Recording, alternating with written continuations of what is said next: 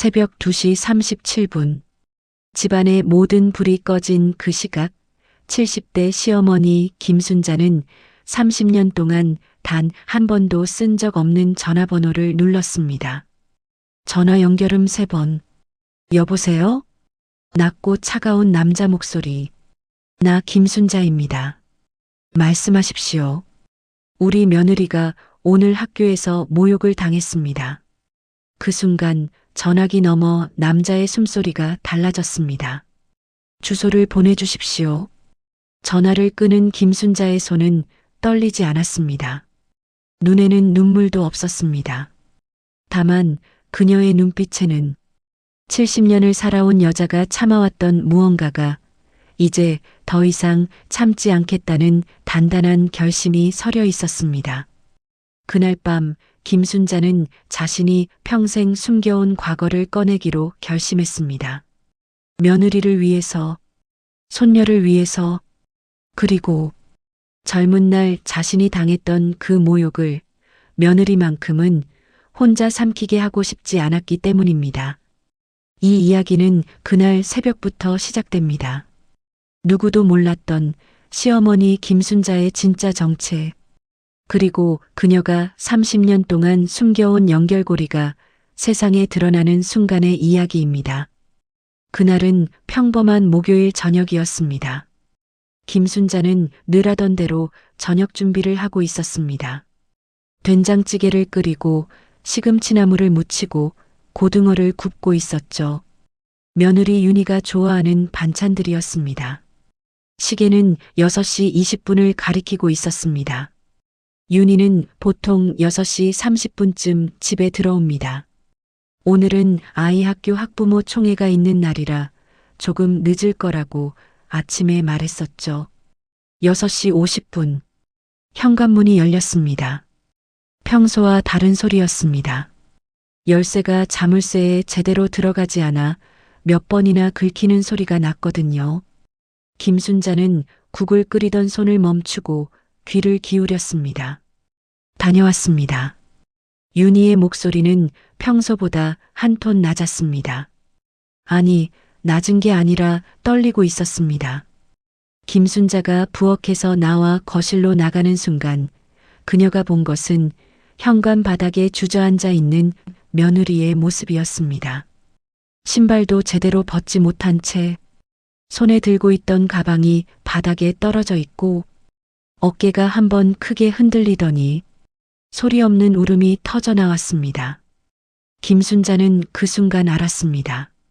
이건 단순히 피곤해서 우는 게 아니라는 것을, 이건 누군가에게 무언가를 당한 사람의 울음이라는 것을. 왜냐하면 김순자 자신도 50년 전 그렇게 울었던 적이 있었기 때문입니다. 무슨 일이야? 김순자가 조심스럽게 다가가 물었습니다. 아무것도 아니에요. 어머니, 그냥 좀 피곤해서요. 윤희는 얼른 손등으로 눈물을 닦으며 일어서려고 했습니다. 하지만 다리에 힘이 풀려서 다시 주저앉았습니다. 김순자는 윤희의 어깨를 잡고 천천히 일으켜 세웠습니다. 괜찮아. 천천히. 죄송해요. 어머니, 이상한 모습 보여드려서. 이상한 게 뭐가 이상해. 사람이 울 수도 있지. 김순자는 윤희를 거실 소파에 앉히고 찬물 한 컵을 가져왔습니다. 마셔.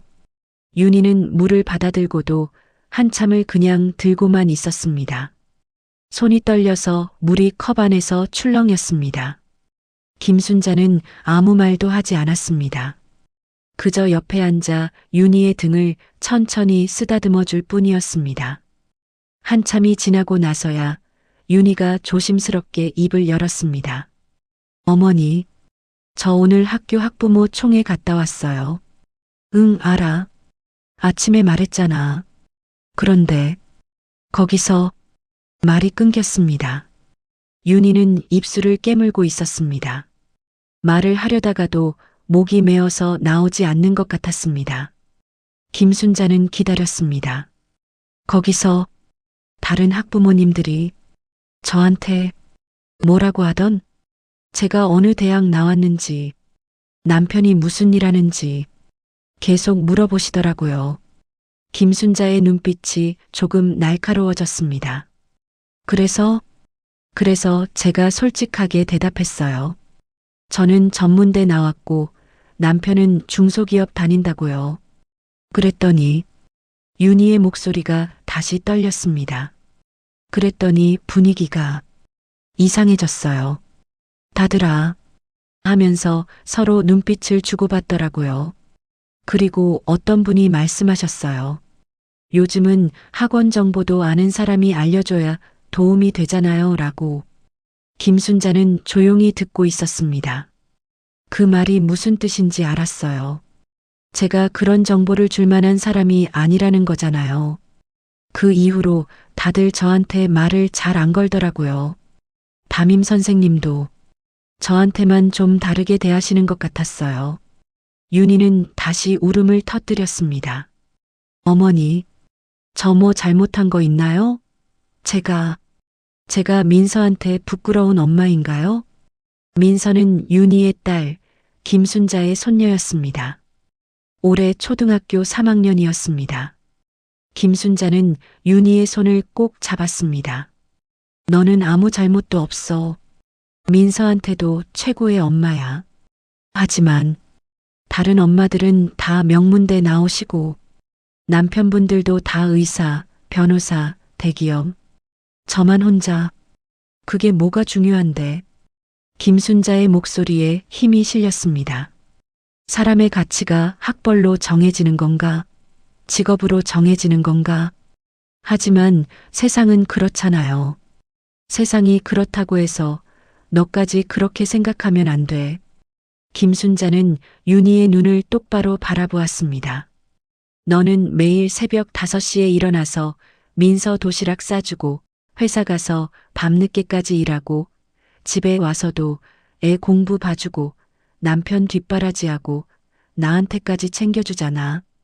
그런 내가 누구한테 부끄러워?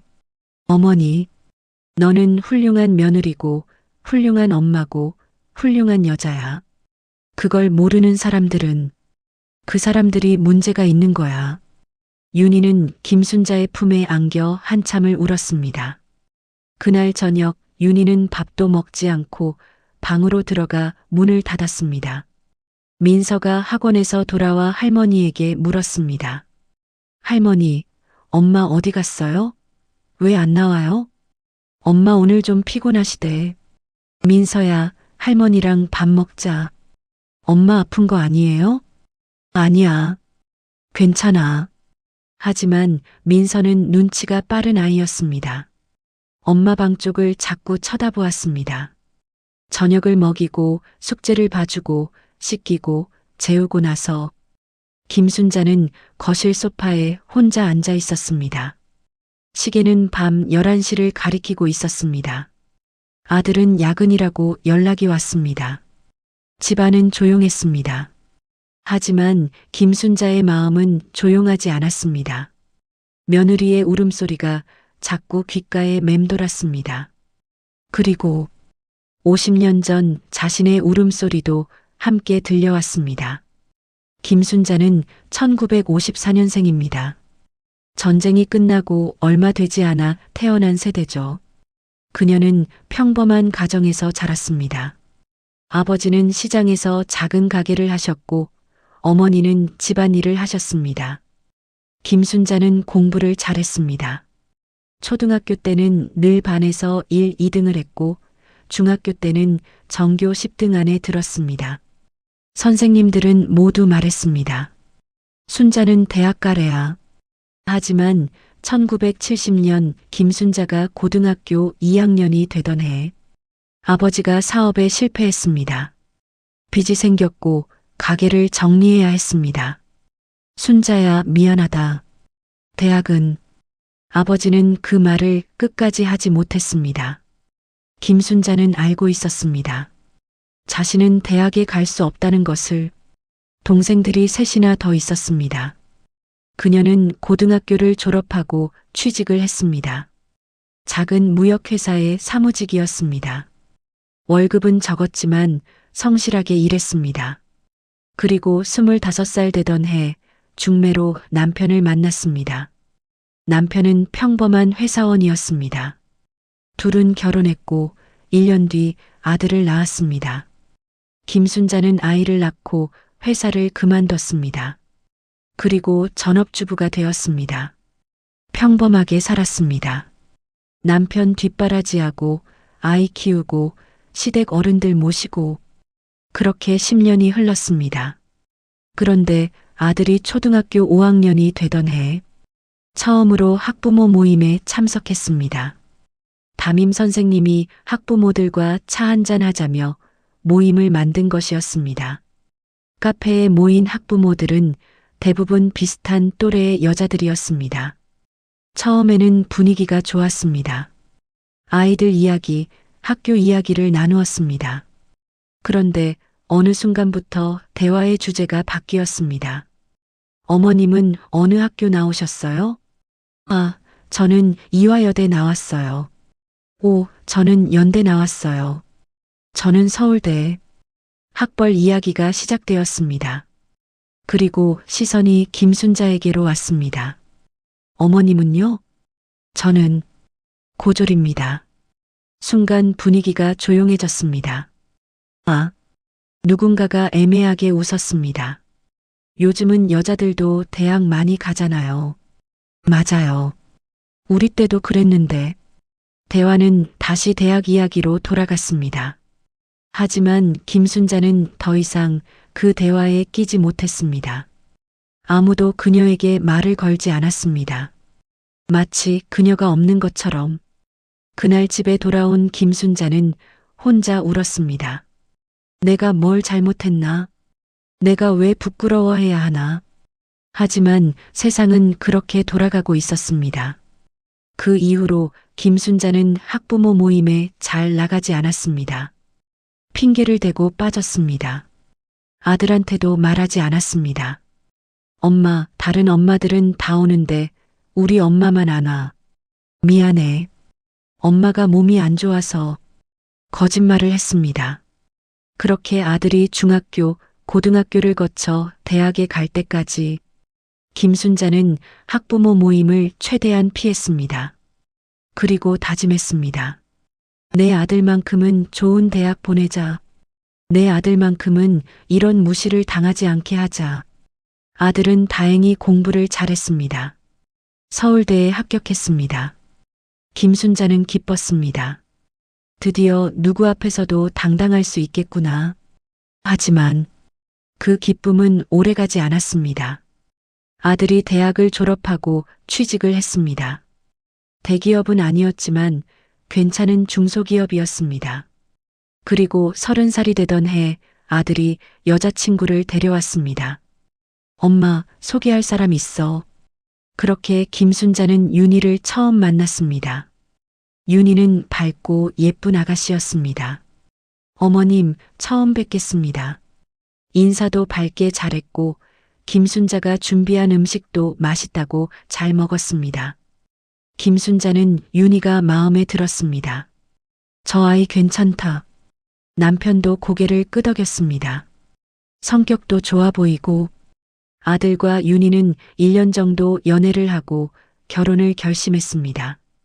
양가 상견례 자리가 마련되었습니다. 식당에서 만난 윤희의 부모님은 평범한 분들이었습니다. 아버지는 작은 회사에 다니셨고 어머니는 식당에서 일하셨습니다. 식사를 하며 이런저런 이야기를 나누었습니다. 그런데 중간에 남편이 물었습니다. 사돈 어르신, 따님이 대학은 어디 나왔습니까? 아, 저희 딸은 전문대 나왔습니다. 순간 남편의 표정이 미묘하게 변했습니다. 김순자도 느꼈습니다. 아, 남편이 실망했구나. 집에 돌아온 후 남편이 말했습니다. 아들이 서울대 나왔는데 며느리가 전문대라니. 뭐가 문제인데요? 문제가 아니라 좀 안 맞지 않나? 학벌이 뭐가 중요해요? 사람이 중요하지. 당신은 몰라. 세상이 어떻게 돌아가는지. 김순자는 더 이상 말하지 않았습니다. 하지만 마음속으로는 생각했습니다. 나는 알아. 너무 잘 알아. 그래서 더 저 아이를 지켜주고 싶은 거야. 결혼은 진행되었습니다. 윤희는 시집을 왔고 김순자와 함께 살게 되었습니다. 처음에는 모든 게 순조로웠습니다. 윤희는 착했고 성실했고 김순자를 잘 모셨습니다. 1년 후 손녀 민서가 태어났습니다.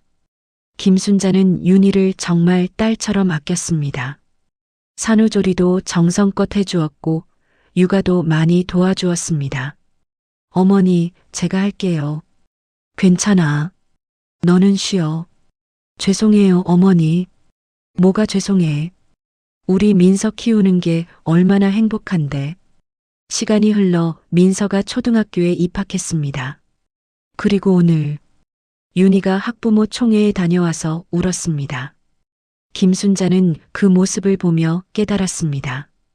50년 전 자신이 당했던 일이 지금 며느리에게도 똑같이 일어나고 있다는 것을, 그리고 더 무서운 것은 이것이 손녀 민서에게까지 이어질 수 있다는 것이었습니다. 김순자는 결심했습니다. 이번에는 참지 않는다. 제3학 마이너스 새벽에 결심 깨어나는 힘. 밤 12시가 넘었습니다. 아들이 집에 돌아왔습니다. 엄마, 밥 먹었어요? 먹었다. 너는? 회사에서 먹었어요. 윤희는요? 방에 있어. 왜요? 몸이 안 좋아요? 김순자는 잠시 망설이다가 말했습니다. 오늘 학교 학부모 총회 갔다 왔는데 좀 힘든 일이 있었나 봐. 무슨 일인데요? 너는 몰라도 돼.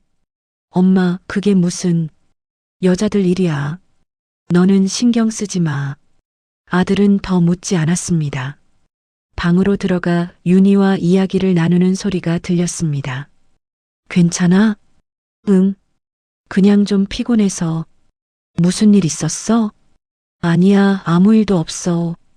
김순자는 거실에서 그 대화를 들으며 한숨을 쉬었습니다. 윤희는 아들한테도 말하지 않고 있었습니다. 왜일까요? 남편한테 짐이 되기 싫어서일까요? 아니면 남편도 자신을 실망할까봐 두려워서일까요? 김순자는 알고 있었습니다. 자신도 그랬으니까, 남편한테 말하지 않았으니까, 아들한테도 말하지 않았으니까, 혼자 삼켰으니까. 밤 1시, 집안이 조용해졌습니다. 모두 잠든 것 같았습니다. 하지만 김순자는 잠들 수가 없었습니다. 침대에 누워 있어도 눈이 떠졌습니다. 며느리의 울음소리가 자꾸 귓가에 맴돌았습니다. 그리고 생각했습니다. 내가 뭘 할 수 있을까? 70대 할머니인 자신이 할 수 있는 게 뭐가 있을까? 학교에 찾아가서 항의할까? 하지만 그게 무슨 소용일까? 오히려 며느리만 더 힘들어질 것 같았습니다. 이상한 시어머니 있는 집, 이런 소문이 날 수도 있었습니다. 그렇다면? 김순자는 천장을 바라보며 깊은 생각에 잠겼습니다. 그때 갑자기 한 사람의 얼굴이 떠올랐습니다. 30년 전 만났던 사람. 그 사람의 이름을 떠올리는 순간 김순자의 심장이 빠르게 뛰기 시작했습니다. 그 사람한테 연락을 할까? 하지만 망설여졌습니다. 30년 동안 단 한 번도 연락하지 않았던 사람입니다. 그때 그 사람은 말했었습니다. 순자 씨, 힘든 일 있으면 언제든지 연락하세요. 하지만 김순자는 한 번도 연락하지 않았습니다. 자존심 때문이었을까요? 아니면 그냥 잊고 싶었던 걸까요? 시계를 보니 새벽 2시가 넘어가고 있었습니다. 김순자는 조용히 침대에서 일어났습니다. 거실로 나왔습니다. 오래된 서랍장을 열었습니다. 제일 아래 서랍, 오래된 서류들이 쌓여 있는 곳. 그 속에서 낡은 수첩 하나를 꺼냈습니다. 수첩을 펼쳤습니다. 페이지를 넘기다가 한 곳에서 멈췄습니다. 거기에는 한 전화번호가 적혀 있었습니다. 그리고 그 옆에는 이름 하나. 강민준. 김순자는 그 이름을 보며 30년 전을 떠올렸습니다. 1994년 김순자의 나이 40세, 아들이 고등학교 2학년이던 때였습니다. 그해 가을 김순자는 교통사고를 당했습니다. 횡단보도를 건너다가 신호를 무시한 차에 치였습니다. 다행히 큰 부상은 아니었지만 다리에 골절상을 입었습니다. 병원에 입원했습니다. 3주 동안 입원 치료를 받아야 했습니다. 같은 병실에 한 남자 환자가 있었습니다. 50대 중반쯤 되어 보이는 남자였습니다. 이름은 강민준. 그는 사업을 하다가 과로로 쓰러져 입원했다고 했습니다. 처음에는 서로 인사만 했습니다. 하지만 병실에 오래 있다 보니 자연스럽게 대화를 나누게 되었습니다. 어떻게 다치셨어요?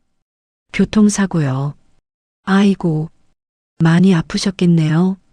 괜찮아요. 크게 다친 건 아니라서요. 강민주는 친절한 사람이었습니다. 병실에서 심심할 때마다 이런저런 이야기를 해주었습니다.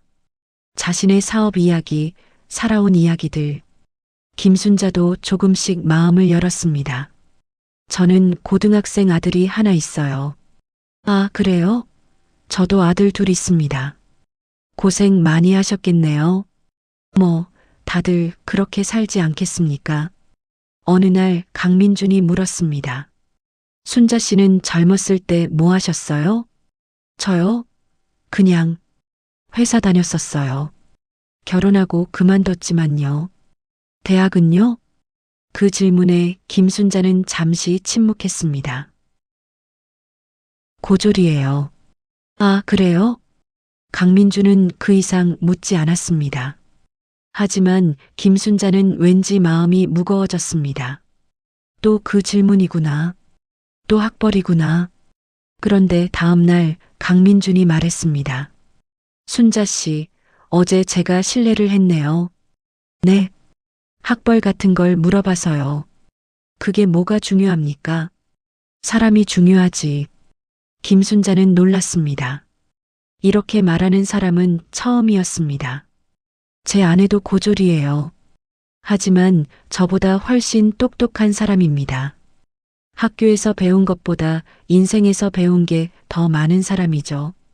그 말에 김순자는 눈물이 날 뻔했습니다. 퇴원을 앞둔 날 강민준이 김순자에게 명함을 건넸습니다. 순자 씨, 혹시 힘든 일 있으면 언제든지 연락하세요. 감사합니다만 저는 그냥 아니 부담 가지실 필요 없어요. 그냥 제가 도울 수 있는 일이 있으면 돕고 싶어서요. 김순자는 명함을 받았습니다. 명함에는 이렇게 적혀 있었습니다. 강민준, 그룹 회장. 김순자는 깜짝 놀랐습니다. 회장님이세요? 뭐, 그냥 작은 회사 하나 굴리는 사람입니다. 그날 이후 김순자는 강민준과 연락하지 않았습니다. 왜냐하면 자존심 때문이었습니다. 내가 무슨 도움을 받겠어. 내 힘으로 살아갈 거야. 그렇게 30년이 흘렀습니다. 하지만 오늘 밤 김순자는 그 명함을 꺼냈습니다.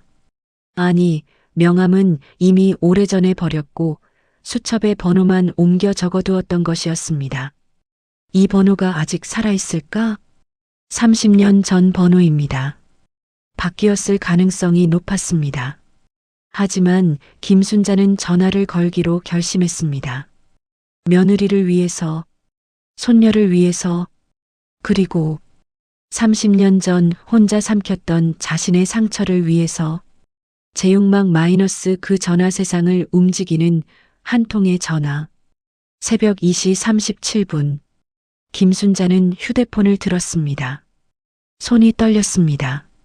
번호를 누르는 손가락이 미세하게 흔들렸습니다. 이게 맞는 걸까? 마지막 순간에도 망설여졌습니다. 하지만 김순자는 통화 버튼을 눌렀습니다. 신호음이 울렸습니다. 한 번, 두 번, 세 번. 받지 않으면 그냥 포기하자. 그때 전화가 연결되었습니다. 여보세요? 낮고 차가운 남자 목소리. 80대로 들리는 나이 든 목소리였습니다. 하지만 여전히 단단한 목소리였습니다.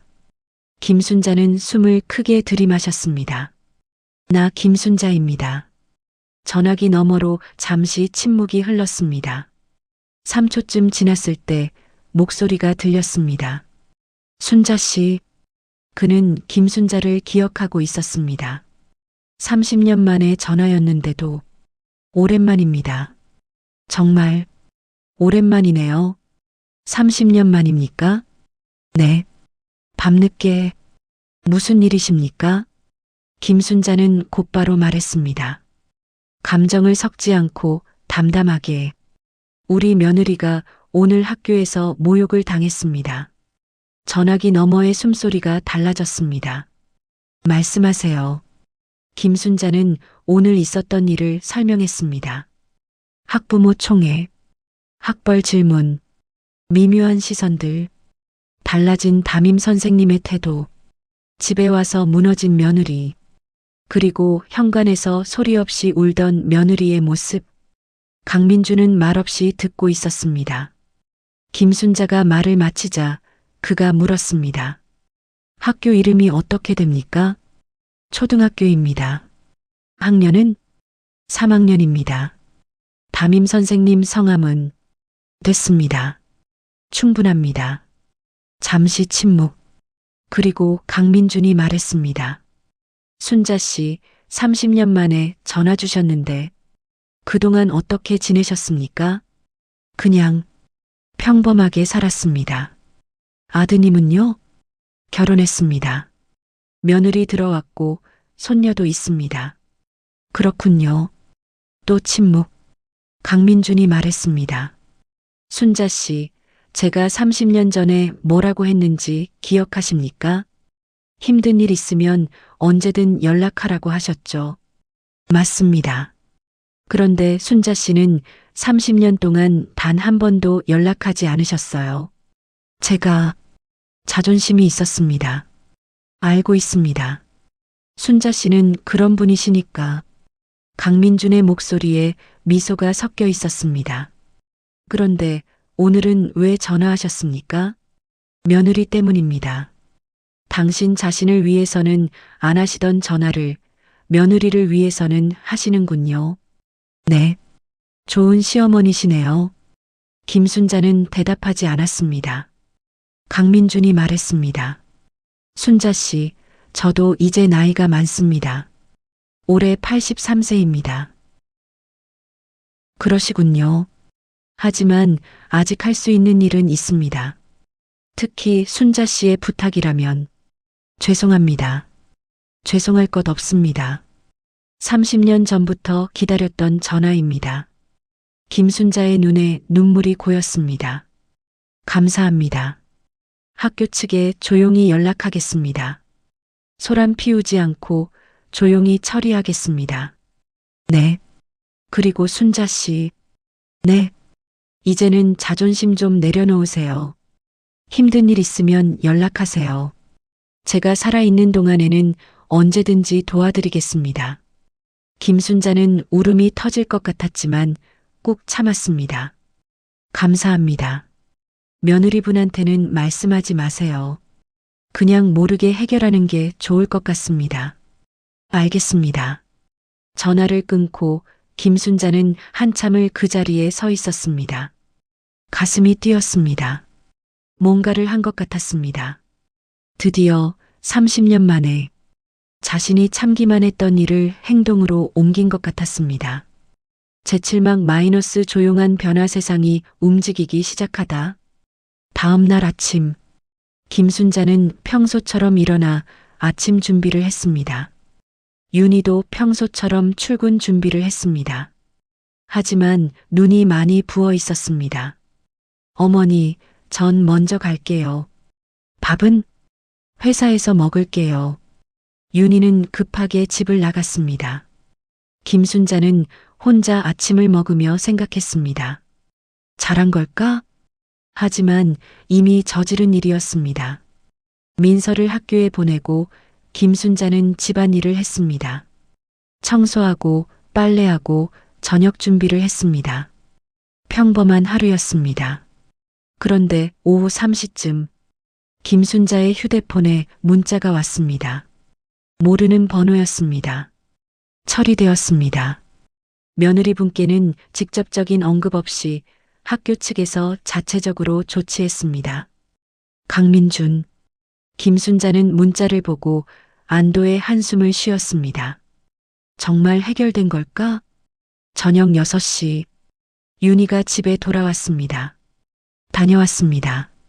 목소리는 어제보다 조금 밝았습니다. 힘들지 않았어? 네, 괜찮았어요. 저녁을 먹으며 윤희가 말했습니다. 어머니, 오늘 학교에서 전화 왔어요. 김순자의 심장이 쿵 떨어졌습니다. 무슨 전화? 담임 선생님이 갑자기 전화하셔서 어제 학부모 총회 때 분위기가 좋지 않았던 것 같다고 미안하다고 하시더라고요. 그래. 네.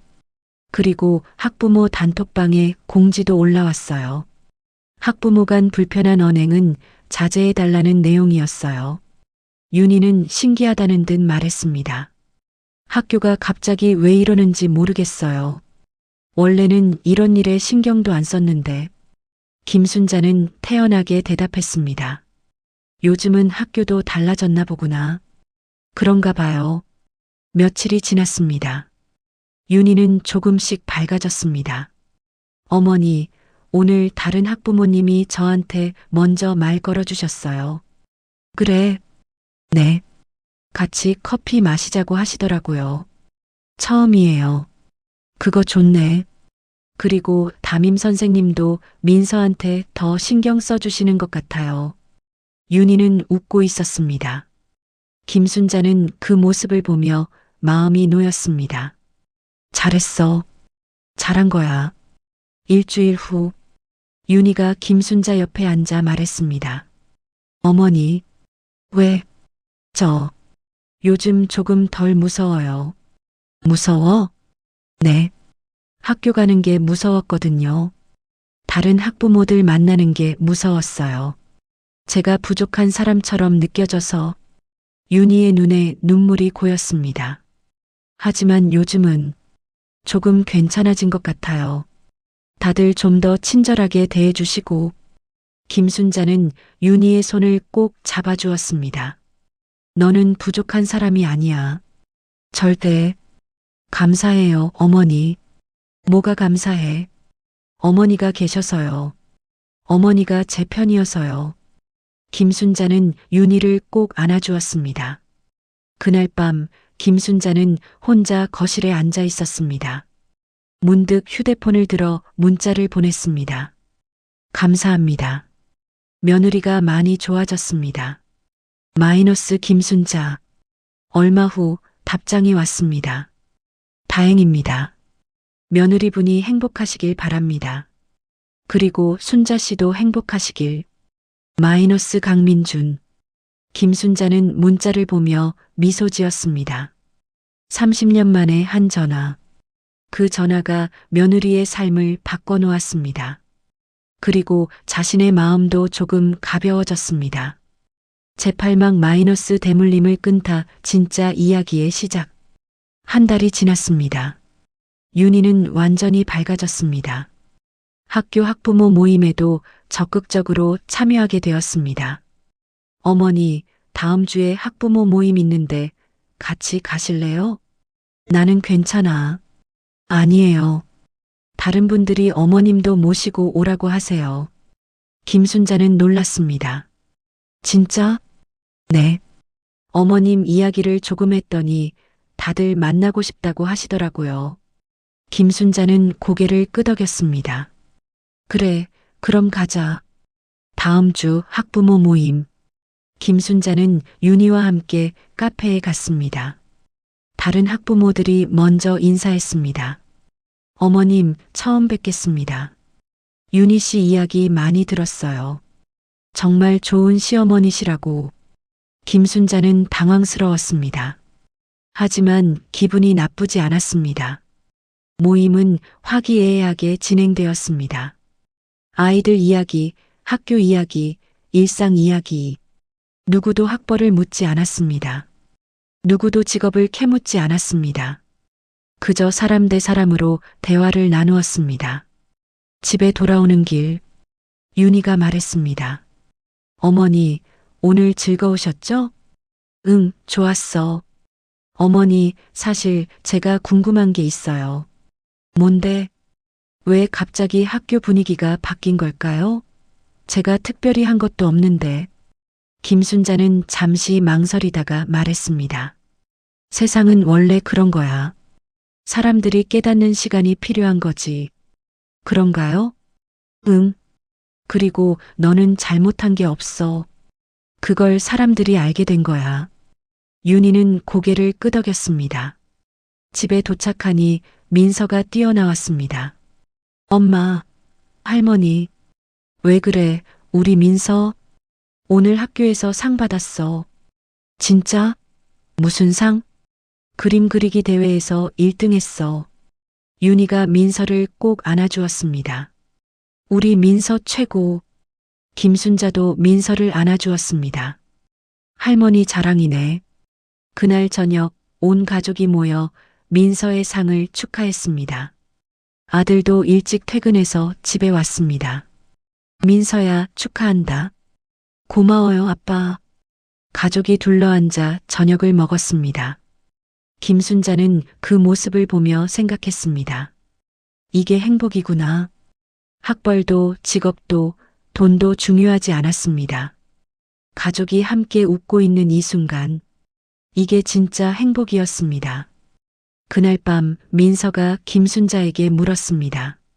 할머니는 대학 안 갔어요? 김순자는 잠시 놀랐지만 태연하게 대답했습니다.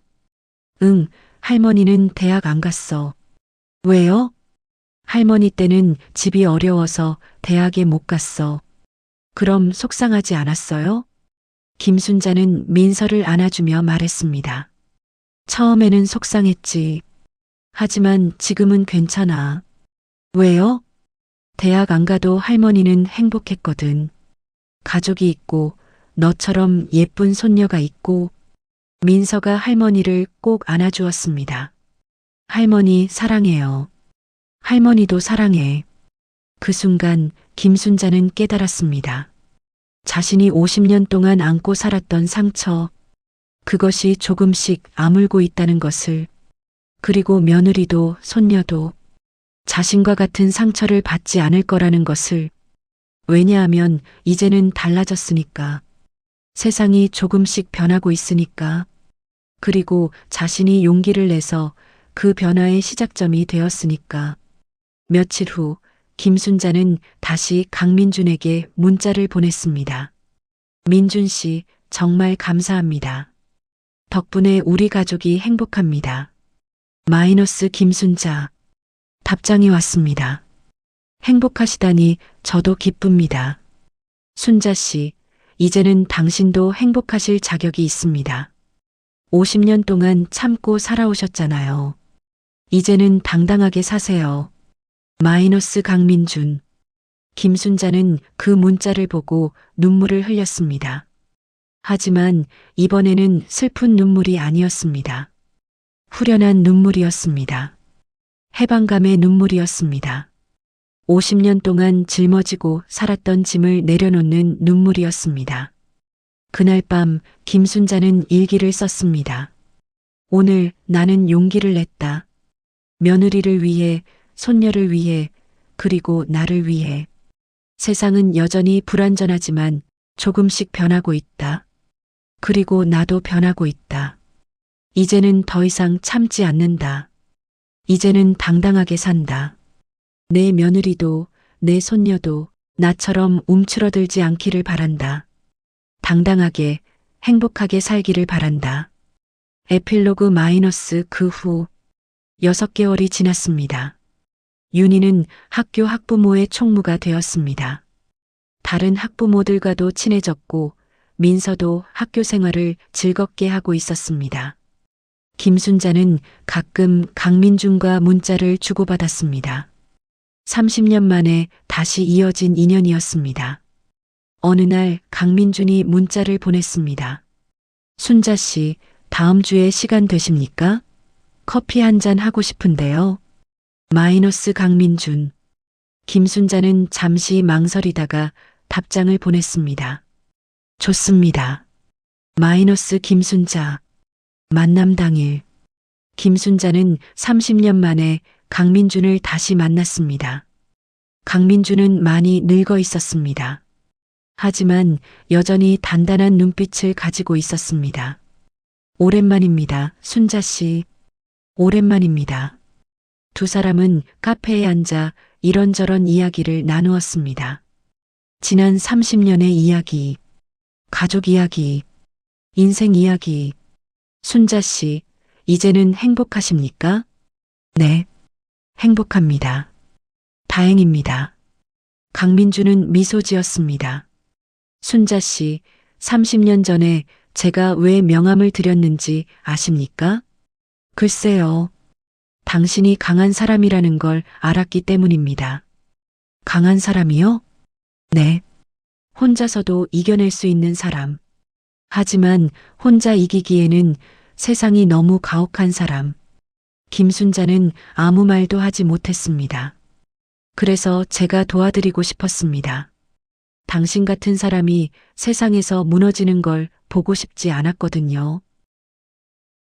감사합니다. 이제는 며느리분도 손녀분도 당신처럼 강하게 자랄 겁니다. 하지만 혼자가 아니라 함께요.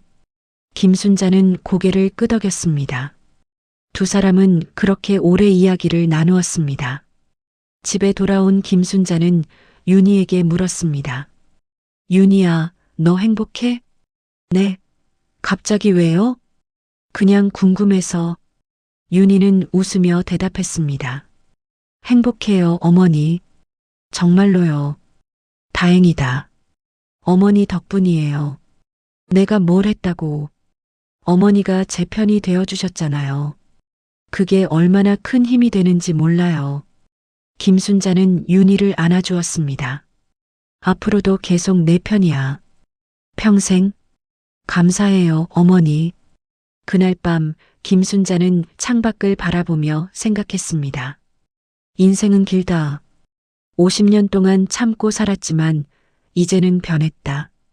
세상도 조금씩 변하고 있다. 그리고 가장 중요한 것은 내 며느리와 손녀는 나처럼 살지 않아도 된다는 것. 대물림은 끊어졌다. 이제는 새로운 시대다. 당당하게, 행복하게 사는 시대. 김순자는 미소 지었습니다. 마무리 멘트. 침묵으로 참아온 어른이 행동을 시작하는 순간 세상은 조용히 바뀝니다. 50년의 상처도 30년의 침묵도 한 통의 전화로 치유될 수 있습니다. 당신도 누군가의 편이 되어주세요. 당신도 용기를 내세요. 세상은 당신이 생각하는 것보다 조금 더 따뜻할 수 있습니다.